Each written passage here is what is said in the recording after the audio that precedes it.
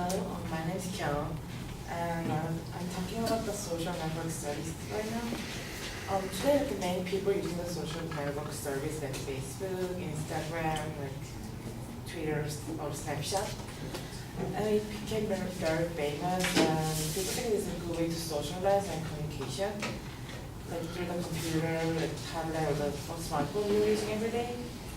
But SNS has a lot of benefits, but I claim that SNS social network studies has several risks that can impact the worsening communication and the relationship between people. The first reason is social networking service can impact the mental and personality of people, from like rumors or the fear of missing out.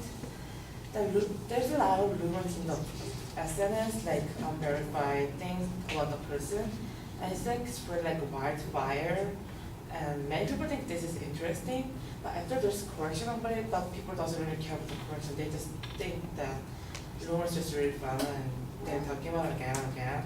This is, and the fear of the missing out is the phenomenon happened from the people that want to came together. Like they want the same thing to feel pleasure. But according to the survey from the degree.com, they said most people feel insecure after the Pinterest because they feel that they aren't crafty or creative enough like people from there. This is the broad anxiety because 2/3 of the people who did a survey about that they have difficulty to relaxing or sleeping after they used the social network service. And the second point is social network service has an impact on people's emotion, like unhappy thing, and they also provide place of the bullying in the online place. The first of our emotion people used to get is the jealousy. The money that people feel worse after visiting other social network sites, after they compare them with others, like when they see their holiday picture, when they got the good gift on the first day like that, they feel like jealous and they feel sometimes guilty about that, and they got a lot of stress over it. Hannah Krasnova from the Harvard University, she said we have scientifically demonstrated that online network provide access to the lot of positive news and the profile from successful friends that triggers jealousy. Also, the SNS became the place of cyberbullying, which is the became growing trend. According to the research from the Church of Digital Labor, 2/3 of age of 13 to 22 years old people have experienced cyberbullying from the SNS. Some people think it's just like what happening in the online space, so it doesn't affect that much.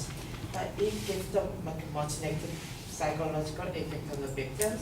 For example, there's a girl named 15 years old Irish girl named Bobby Prince. She suicided herself because of the 3 months of turmoil via the text message and the Facebook of the high school student.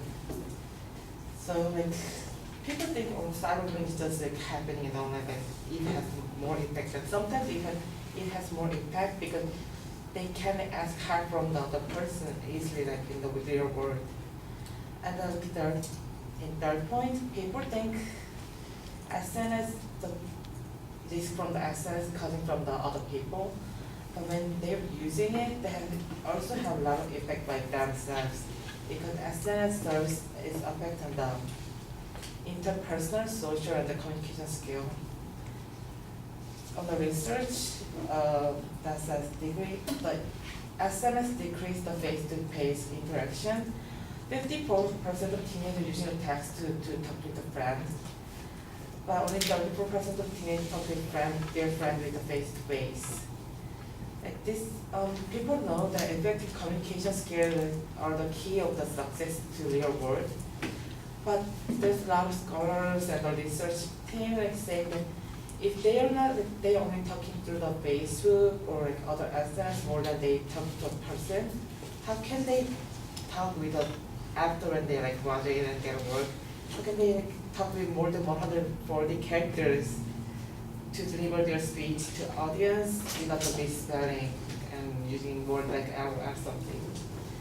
And this is causing because of they are more concentrated on the network friend rather than a real friend. Because on Facebook, you can make 100 friends in here, but sometimes real is like go to someone and ask, can we be a friend like that?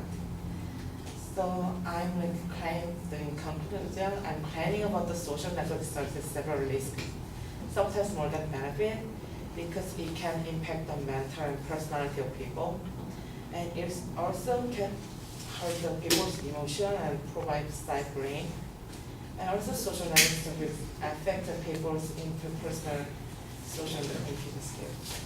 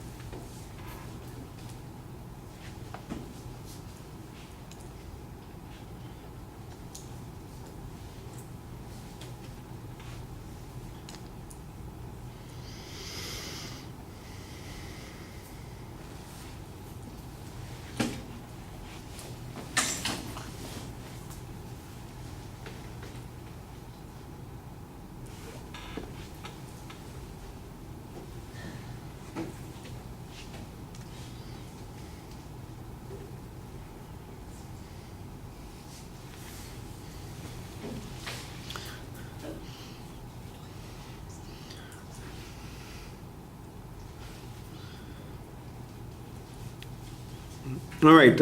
I had a little bit of trouble kind of keeping up with the cadence of your voice. You're not a native speaker of English, and so occasionally I would, just as I was catching the claim that you were making, you were on to another point. And I thought that you were trying to do a good job being clear when you were speaking, but there are a couple of spots where I couldn't quite make out what was going. So I tried to keep it as focused as I could on the main points.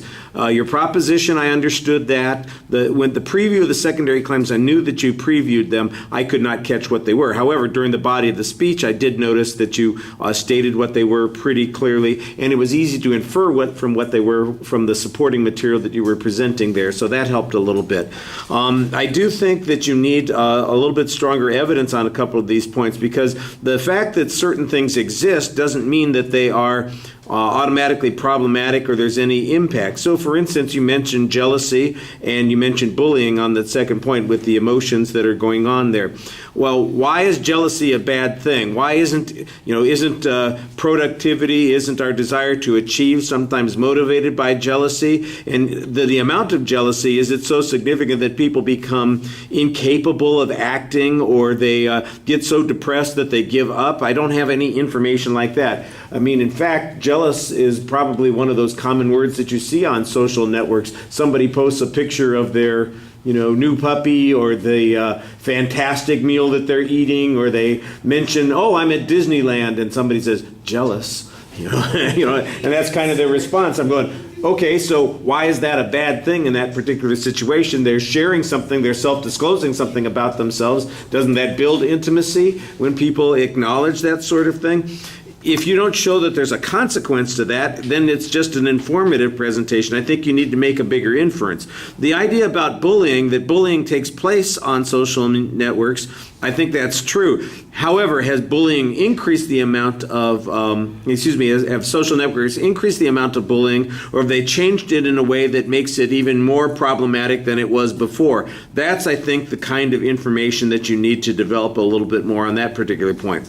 On the fear of missing out on the first point, it sounds to me like there's an interesting theory here, but again, I'm not exactly sure that there's a lot of consequence, except that you do have a statistic that suggests people, have difficulty sleeping sometimes. Like you said, that's also tied in with the jealousy issue. I think that data needs to be explained a little bit more. It sounded to me sort of conclusionary in the way it was being presented, and I think a little bit more detail on how that research was arrived at would be helpful. On your third point about interpersonal skills, you ask an interesting question. I thought that the first part did a nice job trying to present, look, people nowadays are depending more and more on text messages to communicate, and only 34% use face-to-face as opposed to the percentage who are using texting to communicate.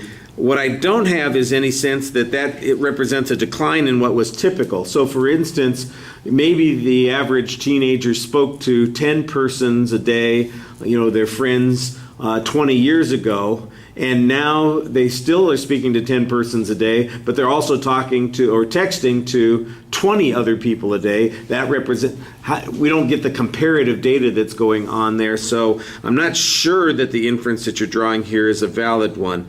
So I think the pacing needs to be a little bit careful when you're speaking. I thought the summary did a pretty good job kind of emphasizing what your argument was at the end also.